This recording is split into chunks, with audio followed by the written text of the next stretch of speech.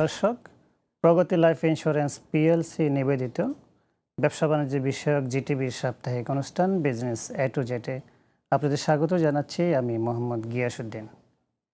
উন্নত বিশ্বে যেখানে মানুষের জীবনের মান উন্নয়ন, শিল্প, কলকারখানা কোনোটি বিমা ছাড়া সম্ভব না, সেখানে এই দেশে বিমা নিয়ে যথেষ্ট উদাসীনতা দেখা যায়। অন্যদিকে বিনিয়োগের ক্ষেত্রে বাংলাদেশে বড় বিনিয়োগকে প্রায়োরিটি না দিয়ে ক্ষুদ্র বিনিয়োগকে প্রায়োরিটি দিচ্ছে সরকার। এ নিয়ে মিশ্র প্রতিক্রিয়া রয়েছে। এ নিয়ে আজকে আমরা জিটিভির স্টুডিওতে অতিথি হিসেবে আমন্ত্রণ জানিয়েছি প্রগতি লাইফ ইন্স্যুরেন্স পিএলসির সম্মানিত ব্যবস্থাপনা পরিচালক ও সিইও জনাব জালালুল আজিম এবং ঢাকা চেম্বার অব কমার্সের সিনিয়র ভাইস প্রেসিডেন্ট প্রাক্তন জনাব হায়দার আহমেদ খান।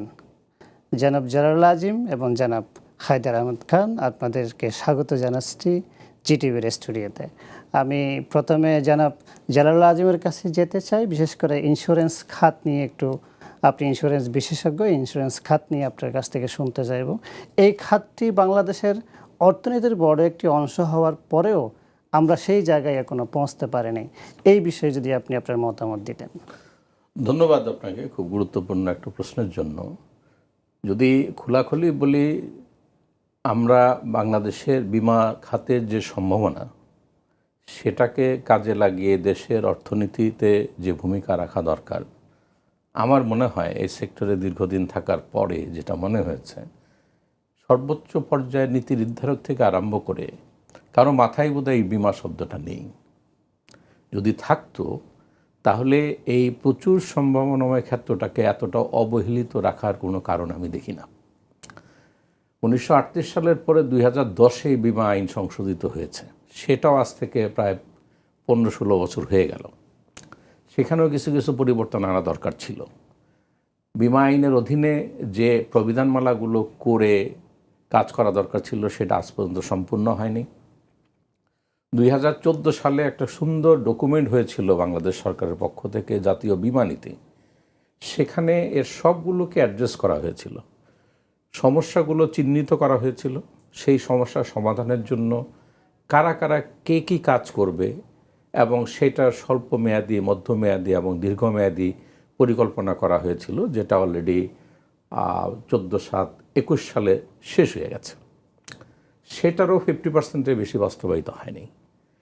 তো এই সুন্দর সুন্দর পরিকল্পনাগুলো বাস্তবায়নের জন্য যা যা করা দরকার, সেখানে যদি সরকারের উচ্চ পর্যায় থেকে এটাকে গুরুত্ব না দেওয়া হয় তাহলে কোনো দিনই বাস্তবায়িত হবে না। এর পাশাপাশি এই সেক্টরটা ডেভেলপ হয়েছে সম্পূর্ণ সুশাসনের অভাবের মাধ্যমে।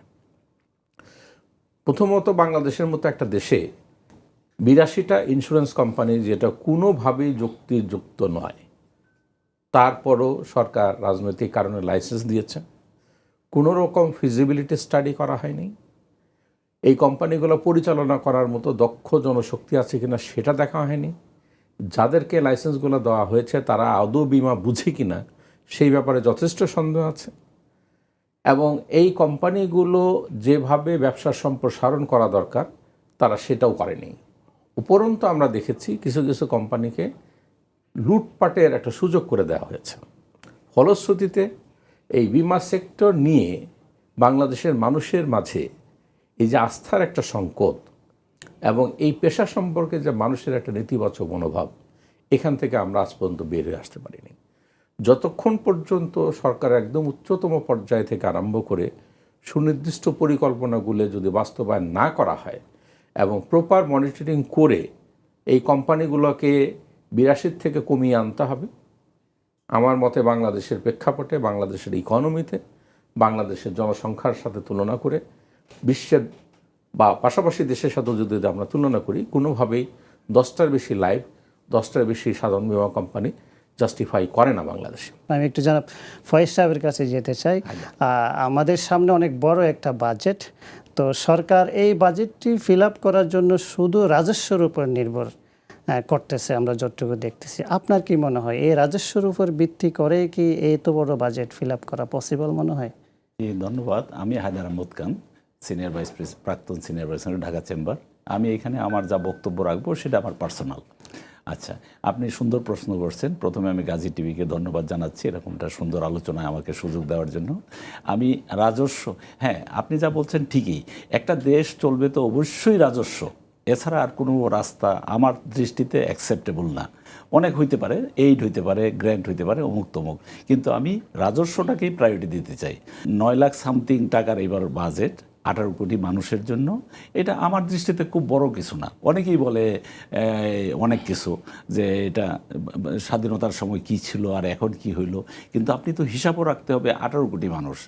18 কোটি মানুষের ভিতরে এই রাজস্ব, আমি আমার আলোচনার মাঝখানে আমার পূর্ববর্তী বক্তার একটা প্রসঙ্গ আমি এখানে একটু শেয়ার করতে চাই। বিমা শিল্পটার তো ফ্লারিশ হবে তখনই যদি অন্য সেক্টরগুলা ফ্লারিশ হয়। অন্য সেক্টরগুলো যদি আপনি খাওয়াবেন তো তখনই যখন মেহমান আসবে। মেহমান না থাকলে আপনি খাওয়া রেডি করলেই কি হবে, না করলেও কি বাকি। বাংলাদেশের যে ইকোনমি, সেই ইকোনমিতে ট্যাক্স জিডিপি খুবই কম। কারণ কি, মানুষের ট্যাক্স দেওয়ার ক্যাপাসিটি আমার দৃষ্টিতে যেরকম আছে সেইটাও গভর্নমেন্ট কালেকশন করতে পারতেছে না, আর একটা পর্যায়ে মানুষের ক্যাপাসিটিও কম। আপনার দেখেন প্রাইভেট সেক্টরের ব্যবসা, বাংলাদেশের ফ্রি মার্কেট ইকোনমি, প্রাইভেট সেক্টরটা ডেভেলপ করার কথা। এই প্রাইভেট সেক্টর আজকে কি অবস্থায় আছে? প্রচুর ইন্ডাস্ট্রি আজকে বিভিন্ন কারণে আমি সব কিছু ডাইরেক্টলি বলতে চাই না, আমি আলোচনার স্বার্থে আমি একটু এক্সাম্পল দিচ্ছি বলে আমি প্রসঙ্গটা তুলতেছি। আমার ইকোনমি যদি, দেশের মানুষের যদি আর্থিক সচ্ছলতা থাকে তখনই তো মানুষ একটা নিশ্চয়তা দেখবে। আমি যদি আমার আজকের ইনকাম দিয়ে আমার আজকের চাহিদা মেটাইতে না পারি, তাহলে আমি 5 দিন পরে 10 দিন পরের কথা কি চিন্তা করব? মানুষ তো বিমা করবে তখনই যখন ভবিষ্যতের কথা চিন্তা করে, সন্তানের ভবিষ্যৎ, নিজের ভবিষ্যৎ, এইসবের জন্য লাইফ ইন্স্যুরেন্স। সেম কিছু উইথ জেনারেল ইন্স্যুরেন্স। জেনারেল ইন্স্যুরেন্সও মানুষ রিস্ক তখনই মিনিমাইজ করবে যদি দেখে এই জিনিসগুলা জাস্টিফাইড। সেই হিসাবে আমার বক্তব্য হলো, বাংলাদেশের ইকোনমি আমরা এখনও লেভেলে আছি যার গভর্নমেন্টের একটা সাপোর্ট দরকার। আমাদের ইকোনমিতে গভর্নমেন্ট, যদিও আমার ফ্রি মার্কেট ইকোনমি, গভর্নমেন্টের হাতে প্রচুর আইন কানুন আছে, সেই আইন কানুনগুলোর প্রপার প্রয়োগের জন্য আজকেই ঝামেলা। তার ভিতরে একটা আমি উদাহরণ এখানে দিতে চাই, ব্যবসা এবং সাধারণ মানুষের জীবনের সাথে রিলেটেড, সেগুলো ভ্যাট আইন। ভ্যাট আইনটা 15% ভ্যাট কালেকশন করতেছে। এই 15% ভ্যাটের মাধ্যমে আপনার আমার কাছ থেকে 15% নিয়ে যাচ্ছে। আমি যদি লোয়ার ইনকাম গ্রুপের একটা মানুষ হই, আমার যদি আয় উপার্জন আমার খরচের জন্য যথেষ্ট না হয়, সেই জায়গায় আমি যা কিনতে যাচ্ছি তার উপর যদি 15% গভর্নমেন্টের শেয়ার থাকে, তাহলে কি হলো? আমার উপর এক্সট্রা বার্ডেন আসলো। এই এক্সট্রা বার্ডেনটা আমার সেভিংস কমায় দিল। এই সেভিংস কমের জন্য আমার সন্তানের শিক্ষার পিছনে আমি খরচ করতে পারতেছি না, আমার প্রয়োজনীয় স্বাস্থ্যের পিছনে খরচ করতে পারতেছি না, যার জন্য একটা বিষাদ সার্কেলে আমরা ঘুরপাক খাচ্ছি। সেকেন্ড পয়েন্ট হলো, আমার সন্তানের লেখাপড়ার জন্য সরকারের দায়িত্ব নেওয়া উচিত, লেখাপড়ার এডুকেশনটাকে ফ্লারিশ করার জন্য, primary and secondary level. Basic রুটে আপনাকে হাত দিতে হবে। এই রুটটা হলো এডুকেশন অ্যান্ড হেলথ, অ্যান্ড ফুডটা চলে আসবে অটোমেটিক্যালি। আপনি দেশের মানুষকে যদি উন্নত না করতে পারেন, তাহলে ইন্স্যুরেন্স আসবে না, কোনো কিছুই আসবে না, সব কিছু মুক্ত প্রয়ে পড়বে। একজন একচুয়ারি কেন 18 কোটি মানুষ, এটা একটা কথা হইল? আপনি তো এখান থেকে আরও 100 লোক সে আপনার যদি দেশের চাহিদাতে 50, আপনি যদি 100 ডেভেলপ করতে পারেন, 50 জন বিদেশে চলে যাবে। এই চাকরিটা অসম্ভব ডিমান্ডিং, আমি যতটুকু জানি। আপনার এই বিষয়ে আমরা আরও শুনবো, আমাদের সময় হয়েছে একটু বিরতি নেওয়ার। প্রিয় দর্শক, সময় হয়েছে বিরতি নেওয়ার, ততক্ষণে আমাদের সামনে থাকুন, শীঘ্রই ফিরছি।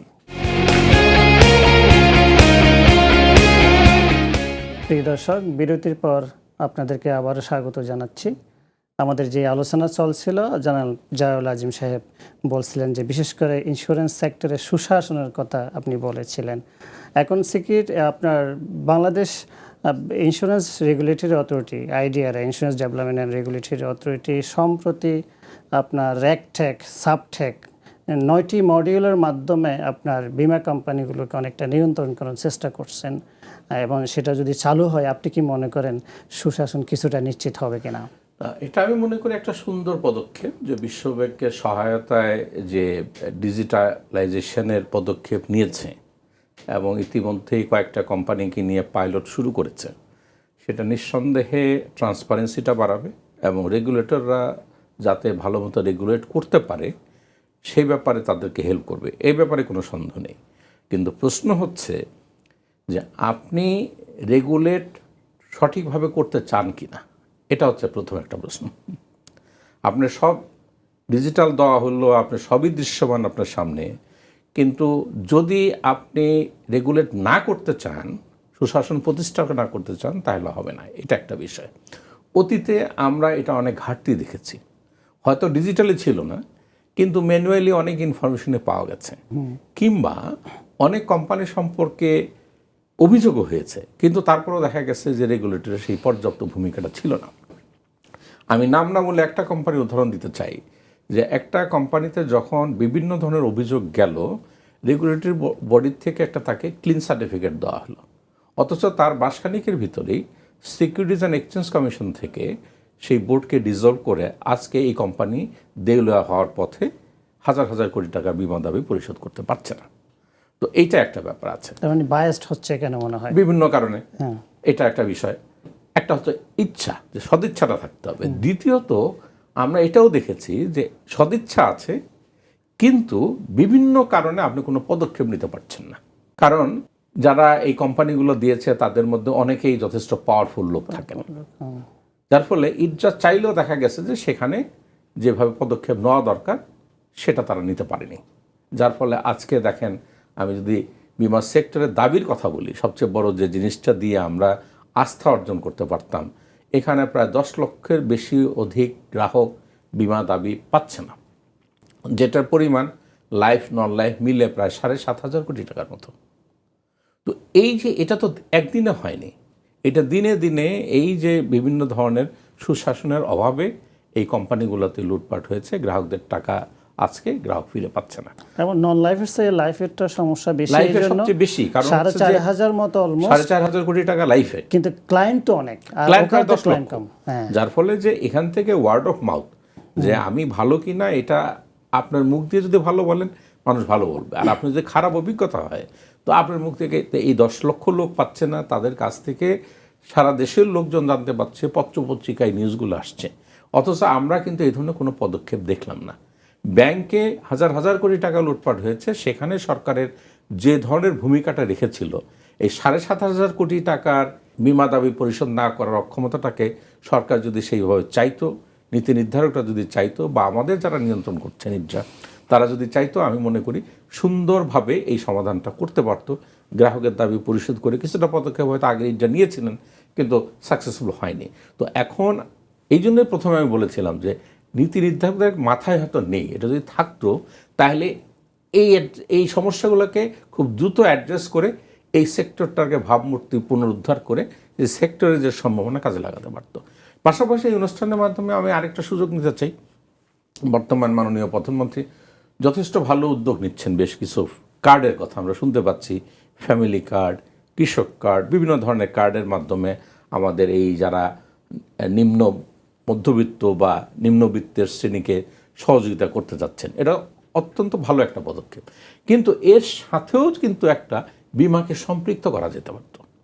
তো বিমা সম্পৃক্ত করলে যেটা হতো, আমি একটা ফ্যামিলি কার্ডের উদাহরণ দিয়ে যদি ফ্যামিলি হেলথ কার্ড হতে যে পারে, এই ফ্যামিলি যখন এখন হয়তো তার সামর্থ্য মেটাতে পারছে, কিন্তু এই ফ্যামিলির যিনি ব্রেড আর্নার কোনো কারণে উনি যদি মারা যান, তার ফ্যামিলিতে একটা বিপদে পড়বে। Exactly. এর সাথে যদি ইন্স্যুরেন্স ট্যাগ করা যেত, এবং আমি মনে করি যেরকম লার্জ স্কেলের লোকজনকে অন্তর্ভুক্ত করা হচ্ছে, খুব কম প্রিমিয়ামে কিন্তু তাদেরকে তাদের জানমালের নিরাপত্তার ব্যবস্থা করা যেত আর কি।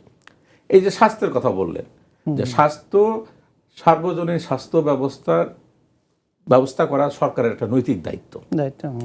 এটাকেও যদি উন্নত বিশ্বের মতো আপনি ইন্স্যুরেন্সকে সম্পৃক্ত করে করা যেত, তাহলে সর্বশ্রেণীর নিম্নবদ্ধ থেকে আরম্ভ করে একদম উচ্চবিত্ত শ্রেণীর মানুষের জন্য স্বাস্থ্য বিমার মাধ্যমে তাদেরকে স্বাস্থ্য সুবিধা সুন্দরভাবে দেওয়ার ব্যবস্থা এবং করা যেত। চিকিৎসা সুবিধাটা খুব সহজে এটা এনশিওর করা যায়। আজকে বাংলাদেশের আউট অফ দি পকেট 70% চিকিৎসা খরচ অনেক বেশি। আমরা অনেককে দেখি যে তার সর্বশান্ত হয়ে যায় চিকিৎসা করানোর জন্য, অথচ বিমা কিন্তু এখানে একটা ভালো ভূমিকা রাখতে পারে, কিন্তু আমরা সেখানে বিমাটাকে আনতে পারছি না বিভিন্নভাবে। উপরন্তু ভ্যাটের কথা ভাই বলেছেন, দেখেন এই স্বাস্থ্য বিমার উপর 15% ভ্যাট। যখন এটাকে মানুষের একটা প্রয়োজনীয় জিনিস মনে করে, সেখানে ভ্যাট থাকা উচিত না। এক্স্যাক্টলি। আমার মনে হয় যে যারা আমাদের নীতি নির্ধারক আছেন তাদের বিমা সেক্টরে এই সম্ভাবনাটাকে ভালো মতো বুঝতে হবে এবং কিভাবে এই সেক্টরটাকে দিয়ে জাতীয় অর্থনীতিতে কাজ করানো যেতে পারে সেটাই। এই যে এই প্রসঙ্গে দেখেন, আমি মনে করি যে সরকার কিন্তু তার বাজেটের বার্ডেনও কমাতে পারে। এই যে বিভিন্ন ধরনের প্রাকৃতিক দুর্যোগ ঘটে, কৃষকদের ফসল নষ্ট হয়, কিছুদিন আগেই তো হলো বন্যা, এই যে সিলেট অঞ্চলে আমরা যেটা দেখলাম, চট্টগ্রামের অঞ্চলে হয়েছে, কিশোরগঞ্জের পার্ট ওইদিকেও হয়েছে, একদম দেখেন সুনামগঞ্জ অঞ্চলে ধান একদম পানির নিচে চলে গেছে, সর্বশান্ত হয়েছে কৃষক ওখানে। কিন্তু সেখানেও যদি সরকারের তরফ থেকে একটা সাবসিডি নিয়ে এই কৃষি বিমাকে অন্তর্ভুক্ত করা যেত, তাহলে আজকে কিন্তু সরকারের উপর এই বার্ডেনটা হতো না। তার থেকে 10-15 ভাগের কম খরচ করেও কিন্তু সম্পূর্ণ এই কৃষকদেরকে বিমার আওতায় এনে তাদের এই ক্ষতিটা পোষায় দেওয়া, এবং এটা বাজেটে অনেক বড় একটা ইম্প্যাক্ট হতো, যে দেশের এই সরকারের এই বাজেটের বার্ডেনটা অনেক কমে যেত। আমি একটু জনাব হায়দার আহমেদ খানের সাথে আরেকটু শুনতে চাইবো আপনার কাছ থেকে। আপনি যেটা বলছিলেন যে রাজস্ব উপর ভিত্তি করে আপনার বাজেটের ঘাটতিটা ফিল আপ করা পসিবল, কিন্তু আমরা তো না আমি এই রাজস্ব ঘাটতিটা বলি নেই, আমি বলছি রাজস্বটাই একমাত্র হওয়া উচিত দেশে। এবং সেখানে আমি কিন্তু একটু সাপ্লিমেন্ট করি, আমি আপনার প্রশ্নটা যদি একটু বুঝে থাকি, সেটা হলো সারা পৃথিবীতে কিন্তু ডেফিসিট বাজেট মানেই হলো ডেভেলপমেন্ট। সরকারি পর্যায়ে আমি 100 টাকা আর্ন করব, 115 টাকার খরচ করব রেভিনিউ অ্যান্ড নন রেভিনিউ মিলিতভাবে, তাহলেই একটা জব ক্রিয়েট হবে, একটা এক্সট্রা জব ক্রিয়েট হবে। এই জব ক্রিয়েট হওয়া মানেই আয় উপার্জন বাড়া, আয় উপার্জন বাড়া মানেই সেভিংস বাড়া, সেভিংস বাড়া মানেই ইনভেস্টমেন্ট বাড়া। This is the circle. এই সার্কেলে একটা জায়গায় হিট করতে হয়, সেটা হলো আমাদের মতো ইকোনমিতে, সেটা হলো ইনভেস্টমেন্ট বাড়ানো। ইনভেস্টমেন্ট বাড়ানোর জন্য আমার দরকার হলো রেভিনিউ। যেহেতু আমার ইন্টারনাল রিসোর্স থেকে আমার রেভিনিউ যথেষ্ট আসবে না, সেই কারণে আমাকে কিছু লোন টোন করতে হবে। আমার প্রশ্ন হলো এই লোন করা, রেভিনিউ কালেকশন, এই জায়গায় আমার সবচেয়ে হেডেকটা হলো করাপশান, ইরেগুলারিটিস। 300 টাকার বালিশ যদি আমি 30,000 টাকায় কিনি, এই যে 4-5 দিন আগে আমরা একটা দেখলাম সিলেটে শাহজালাল ইউনিভার্সিটিতে আবার বালিশ কাণ্ড। মানে এই জিনিসগুলো সরকারকে শক্ত হাতে কন্ট্রোল করতে হবে। সরকার যদি, আমার দৃঢ় বিশ্বাস, ভাইয়ের সাথে আমিও বলতে চাই, এই গভর্নমেন্টের উপর আমার যথেষ্ট আস্থা আছে, এই গভর্নমেন্ট বেশ কিছু পদক্ষেপ নিচ্ছে। আমি আরেকটা বিষয় আমার সাথে অ্যাড করতেছে, আমরা তো কর ফাঁকি দিই, আবার আমি বলবো যে কর ফাঁকি দিবই না বা কেন? আমরা ইন্ডিভিজুয়াল করদাতা যারা কর দিয়ে যাচ্ছি বছরের পর বছর, আমরা কি সুবিধা পাচ্ছি? আমরা তো নাগরিক সুবিধা পাচ্ছি না। এই বিষয়টাকে আপনি কীভাবে দেখছেন? থ্যাংক ইউ, খুব সুন্দর প্রসঙ্গ বলছেন। আমি এইটাই বলতে চাই, আমি পার্সোনালি এনবিআর এর চেয়ারম্যান মহোদয়কে আমি পার্সোনালি বলছিলাম কোনো এক সময়, নাম না বলি, আমি বললাম যে মাননীয় চেয়ারম্যান মহোদয়, আপনি একমাত্র ব্যক্তি যারা এই ট্যাক্স পেয়ারের পক্ষে কথা বলার জন্য, আপনি কষ্ট করে টাকা কালেকশন করতেছেন, সেই টাকা অন্য মিনিস্ট্রিগুলা লুটপাট করতেছে, সেইটা দেখার দায়িত্ব কেউ নাই। আপনি যেহেতু আমাদের পক্ষে কালেকশন করতেছেন, আপনার টাকা তারা নিয়ে যাচ্ছে, আপনারই বলা উচিত। উদাহরণ নিয়ে বলছিলাম, আমেরিকা এই যে দেখেন এইবার 10% ডিউটি ইম্পোজ করছে, কিসের জন্য? তাদের ট্যাক্স পেয়ারের সেন্টিমেন্ট অনার করতে গিয়ে, যে তারা যে প্রোডাক্টটা কিনবে, সেই প্রোডাক্টের যে প্রাইস দিচ্ছে, সেই প্রাইসটা আমার দেশের জনগণ যারা এই প্রোডাকশানের সাথে জড়িত, তার ভিতরে ফোর্স লেবার আছে তাদের দৃষ্টিতে, যেটা ইনহিউম্যান। এই কারণে তারা এক্সট্রা 10% ডিউটি ইম্পোজ করছে। তার মানে কি? তাদের ট্যাক্স পেয়ার চিন্তা করতেছে মানুষের কথা। আমি অনুরোধ করবো এই গভর্নমেন্টকে এই জিনিসগুলো একটু প্রপারলি অ্যাড্রেস করার জন্য। আপনি পাশের দেশ ভিয়েতনামের কথা চিন্তা করেন, ভিয়েতনামে 4 কোটি লোক ট্যাক্স দেয়, ট্যাক্স নেটে। তারা কি আমাদের দেশের চেয়ে খুব ইকোনমি খুব অনেক বড় ইকোনমি না? কিন্তু আমার আরেকটা বিষয় যেটা, আমি একটু জাস্ট একটা কথা শেষ করি। আপনি যদি আপনার এই ডিজিটাল সিস্টেমে অনলাইনে সমস্ত রিটার্নগুলো নিতে পারেন এবং ট্যাক্স পেয়ারকে সম্মান করেন, ট্যাক্স পেয়ার কিছু না কিছু অবশ্যই দিবে, তার নৈতিক দায়িত্ব। আপনি তাকে চেক অ্যান্ড ব্যালেন্সে রাখবেন, আপনি খবরদারি করবেন না। এই খবরদারি না করলে আপনার রেভিনিউ বাড়বে, এবং রেভিনিউ বাড়লে আপনি ডেভেলপমেন্ট এক্সপেন্ডিচার করতে পারবেন, দেশের উন্নতি হবে। জি প্লিজ। আপনি নাগরিক সুবিধা, যারা ট্যাক্স পেয়ার, তারা যখন রিটায়ারমেন্টে যাবে, যখন সিনিয়র সিটিজেন হবে, তাদের নাগরিক সুবিধার ব্যাপারে তো সরকারের কোনো চিন্তা নাই। তা আমি ট্যাক্স দিব কেন? আমি তো ফাঁকি দিতে পারলেই বাঁচি, যেহেতু আমি নাগরিক সুবিধা পাচ্ছি না। এটা কেন ভয়েস রেজ করছেন না আপনারা? জি থ্যাংক ইউ। আমি এইখানে আবার আমার পূর্ববর্তী বক্তার সাথে আমি লিঙ্ক করতে চাই ইন্স্যুরেন্স। আমি ভেরি সিম্পল, আমি একটা উদাহরণ দিই। আমি পার্সোনালি চিন্তা করছি, আমি আজকে 100 টাকা ট্যাক্স দিচ্ছি, আমার কাছ থেকে সরকার আরও 5 টাকা নিবে, 105 টাকা, আর সরকার দিবে 5 টাকা, 10 টাকা সে একটা ডিপোজিট অ্যাকাউন্টে জমা দিবে আমার অ্যাকাউন্টে, নট আন্ডার হিজ কন্ট্রোল। আমার ব্যাংকে আলাদা অ্যাকাউন্টসে এই 10 টাকা থাকবে। এই 10 টাকা জমতে জমতে আমার জন্য একটা সাপোর্ট হবে। এই সাপোর্টটা আমি যখন রিটায়ারমেন্টে যাব, সারা পৃথিবীতেই কিন্তু ট্যাক্স পেয়াররা নাগরিক সুবিধা পায়। যেখানে যে সব, আপনি তো দেশের মানুষকে অস্বীকার করতে পারবেন না। আপনাকে দেশের মানুষকে সরকার যত বেশি আপন করবে তত ডেভেলপমেন্ট হবে, তত সরকার আনন্দে থাকবে। সেই হিসাবে আপনি যদি ট্যাক্স পেয়ারকে আপনি তার পকেট থেকে 5 টাকা, আপনার অংশ থেকে 5 টাকা দিয়ে আলাদা একটা ফান্ড জেনারেট করেন, এই ফান্ডটা ইন্স্যুরেন্সের আন্ডারে দিয়ে দিলেন, দেওয়ার পরে আপনি এটাকে যখন আমি রিটায়ারমেন্টে যাব, যখন আমি বিপদে পড়ব, তখন আমি এই টাকার থেকে আমার টাকা ফেরত পাবো। আমি এই পর্যায়ে একটু জালাল আজিম সাহেবের কাছে যেতে চাই। নাগরিক সুবিধা নিয়ে যে কথাগুলো উঠছে, আপনি এই বিষয়ে আপনার মতামত যদি দিতেন। দেখেন, এই যে নাগরিক সুবিধার ক্ষেত্রেও কিন্তু ইন্স্যুরেন্সকে সুন্দরভাবে সম্পৃক্ত করা যায়। আমরা উন্নত বিশ্বের উদাহরণ যদি দেখি, যে এই সিনিয়র সিটিজেন, অর্থাৎ তারা রিটায়ারমেন্টের পরে আমৃত্যু, তাদের কিন্তু সরকারের তরফ থেকে একটা পেনশনের ব্যবস্থা আছে। সেটা কিন্তু এমনি আসে না, সরকার কিন্তু নিজের ফান্ড থেকে দেয় না। সেটা উনি যতদিন কর্মজীবনে ছিলেন সেখান থেকে একটা অংশ নিয়ে, সরকারের তরফ থেকে একটা অংশ মিলে ইন্স্যুরেন্স কোম্পানি, ইন্স্যুরেন্স মেকানিজমের মাধ্যমে এই ফান্ডটাকে ক্রিয়েট করা হয়, এবং যতদিন পর্যন্ত উনি তার অবসর পরবর্তী জীবনে যতদিন মধ্যে জীবিত থাকেন সেখানে তাকে একটা ভাতা দেওয়া হয়। কাজেই এই বিমাটাকে যদি আমরা সুন্দরভাবে প্ল্যানিং করে সমাজের সর্বস্তরে এটাকে ট্যাগ করে দিই এবং সেটাকে প্রপারলি বাস্তবায়ন করি, তাহলে শুধু যে মানুষ উপকৃত হবে তা না, সরকারও তাদের যে দায়িত্ব, আমাদের প্রতি যে দায়িত্ব রয়েছে সেই ব্যবস্থা করতে পারবে। এক্স্যাক্টলি। আপনি যদি সংক্ষেপে এই বিষয়ে একদম সংক্ষেপে যদি একটু বললেন। আমি বিপদে পড়ার সময় যদি আমি কোনো সাপোর্ট পাই, এই নিশ্চয়তা যদি আমি গভর্নমেন্টের কাছ থেকে পাই, তাহলেই তো আমার কর্মজীবনটাকে আমি উৎসর্গ করব, আমি টেনশন ফ্রি হব। আমি অফিস করব আর আমি টেনশন করব আমার সন্তানের জন্য, তাহলে অফিসের দায়িত্ব আমি কেমনে পালন করব? সুতরাং আমার রিকোয়েস্ট থাকবে গভর্নমেন্টের প্রতি, নাগরিক সুবিধা নিশ্চিত করার জন্য যা যা যা করা দরকার, তার ভিতরে হেলথ অ্যান্ড এডুকেশন, এই দুইটার সাথে সম্পৃক্ত করে একটা ফান্ড জেনারেট করে জনগণকে, মানে আপনার আর্নিংয়ের সাথে মেস করে, আমি যেটা একটু আগে বলছিলাম যে 5 টাকা 5 টাকা হইতে পারে, এই মাধ্যমে একটা ফান্ড জেনারেট করে ইন্স্যুরেন্সের সাথে সম্পৃক্ত করে, এবং এইটার মাধ্যমে নাগরিক সুবিধাটা নিশ্চিত করে আমরা এটাই চাই।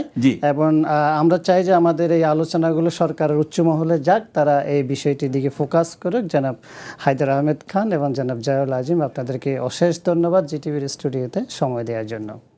প্রিয় দর্শক, প্রগতি লাইফ ইন্স্যুরেন্স পিএলসি নিবেদিত ব্যবসা বাণিজ্য বিষয়ক জিটিভির সাপ্তাহিক অনুষ্ঠান আজ এই পর্যন্ত। আগামীতে আবারও দেখা হবে নতুন কোনো অতিথি নিয়ে।